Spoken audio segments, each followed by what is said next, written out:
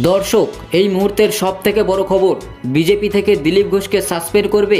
মামলা হতে পারে খড়গপুরে। হঠাৎ কেন দিলীপ ঘোষকে নিয়ে আলোচনা রাজ্য রাজনীতিতে? বিস্তারিত জানবো তার আগে ভিডিওটিতে একটি লাইক দিয়ে চ্যানেলটিকে সাবস্ক্রাইব করুন, যাতে পরবর্তী গুরুত্বপূর্ণ খবর পোস্ট করার সাথে সাথেই আপনার কাছে পৌঁছে যায়। দিলীপ ঘোষ এখন কোনো পদে নেই, নির্বাচিত জনপ্রতিনিধি নন, কিন্তু এখনও দিলীপ ঘোষকে কেন্দ্র করে শুক্রবার যে বিতর্ক তৈরি হয়েছে তা মোটেও লঘুতর বিষয় নয়। মুখ্যমন্ত্রী মমতা বন্দ্যোপাধ্যায় সম্পর্কে দিলীপ ঘোষের মন্তব্য নিয়ে একসময় টিটি পড়ে গিয়েছিল। দিলীপ তখন বিজেপির রাজ্য সভাপতি, মেদিনীপুরের সাংসদ ছিলেন। খড়গপুরে দিলীপ ঘোষ রাস্তা উদ্বোধন করতে গিয়ে বিতর্কের মাঝে পড়তে হয় তাকে। দিলীপ ঘোষ সেখানে রাস্তা উদ্বোধন করতে গিয়েছিল, তার কারণ দিলীপ ঘোষদের ফান্ড থেকেই সেই রাস্তা তৈরি হয়েছে, তাই সেখানে রাস্তা উদ্বোধনে দিলীপ ঘোষ যান। কিন্তু সেখানে তৃণমূলের গুন্ডা বাহিনী অর্থাৎ পুরুষ ও মহিলারা মিলে দিলীপ ঘোষকে ঘিরে বিক্ষোভ চালায়, অকথ্য ভাষায় গালিগালাজ করেন দিলীপ ঘোষকে, যেটা স্বাভাবিকভাবে যে কেউ ভালোভাবে দেখবেন না। একজন বিরোধী নেতাকে এভাবে গালিগালাজ, তাও আবার সামনাসামনি, সেটা দিলীপ ঘোষ মোটেও মেনে নিতে পারেননি। তাই খড়গপুরে দিলীপ ঘোষের মাথা গরম হয়ে যায় এবং তাকে যেভাবে গালিগালাজ করেছে তার পাল্টাও দিলীপ ঘোষ সুর চড়িয়েছে, পিছু হটে যায়নি, তিনিও রুখে দাঁড়িয়েছে তাদের বিরুদ্ধে। দিলীপ ঘোষের যে মন্তব্যটি ছিল সেটি হলো গলা টিপে ধরব বলে হুঁশিয়ারি করেছেন। এটা স্বাভাবিক, কেউ যদি কাউকে সামনাসামনি অকথ্য ভাষায় গালিগালাজ করে চুপচাপ তো মেনে নেওয়া যায় না, তাই দিলীপ ঘোষও পাল্টা জবাব দিয়ে দিয়েছে।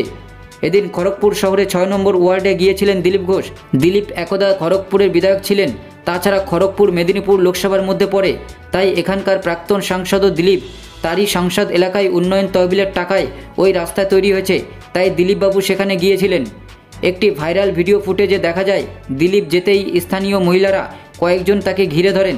তারা প্রশ্ন করেন, রাস্তা যখন খারাপ ছিল তখন তো দেখা যায়নি, এখন কেন এসেছেন?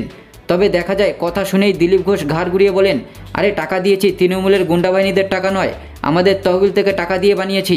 প্রথমত সংসদ এলাকা উন্নয়ন তথা এমপি ল্যাডের টাকা, সংসদের টাকা নয়, তাই আমি টাকা দিয়ে বানিয়েছি। স্থানীয় মহিলারা তাকে বলেন, আপনি বাপ কেন তুললেন? আপনি সাংসদ হয়েও এভাবে কথা বলতে পারেন?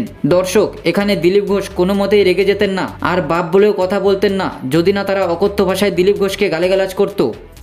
দিলীপ ঘোষকে যখনই মহিলারা আক্রমণ করতে যায় তখনই পাল্টা দিলীপ তাদের তৃণমূলের কুত্তা বলেন। এ ব্যাপারে বিজেপির মুখপাত্রদের প্রশ্ন করা হয়েছিল দিলীপ ঘোষকে সাসপেন্ড বা শোকজ করা হবে কিনা।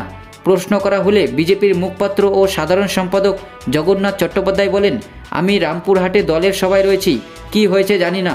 তবে সূত্রের খবর, দিলীপের কুকথা ও হিংসাত্মক হুঁশিয়ারির জন্য খড়গপুর থানায় তার বিরুদ্ধে এফআইআর দায়ের হতে পারে। তৃণমূলের স্থানীয় এক নেতা জানিয়েছেন, আমরা নিজেদের মধ্যে এ নিয়ে আলোচনা করছি, রাতের মধ্যে সিদ্ধান্ত নেওয়া হবে। তো দর্শক, দিলীপ ঘোষকে আক্রমণের পাল্টা আক্রমণ দিলীপ ঘোষের, এটা কি ঠিক করেছে? এর জেরে কি দিলীপ ঘোষ কি সাসপেন্ড হতে পারে? অবশ্যই আপনাদের মতামত কমেন্ট করে জানাবেন। ভিডিওটিতে একটি লাইক দেবেন, চ্যানেলটিকে সাবস্ক্রাইব করবেন।